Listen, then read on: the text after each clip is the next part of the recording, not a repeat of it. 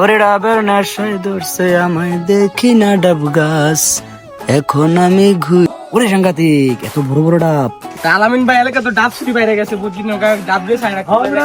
তুই দেখোস না? প্রত্যেক ডাব মানে এই এলাকার একটা ডাবও থাকতে পারে না, না। পুরো জায়গা জায়গা খালি ছুটি। হাসান, তুমি নারকেল গাছের ধরা কি করো?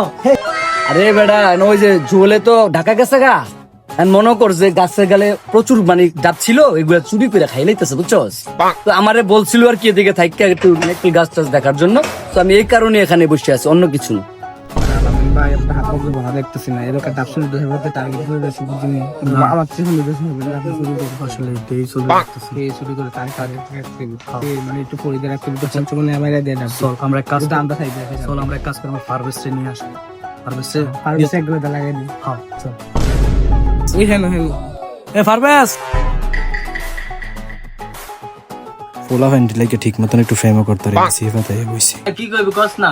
আমরা একজনকে সন্দেহ করি, এলাকার মধ্যে প্রচুর পরিমাণ ডাব চুরি হইতেছে হ্যাঁ। ইদানিং, মানুষ অনেক ভুক্তভোগী।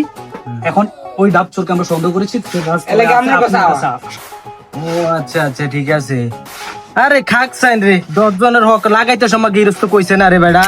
আরে লাগাই মালিক লাগাইছি, তুমি 10 জনের হক রাইখা রাইখো, 10 জনের মধ্যে হ্যাঁ কি একজন ফরে না? খাক রে বাবু খাক।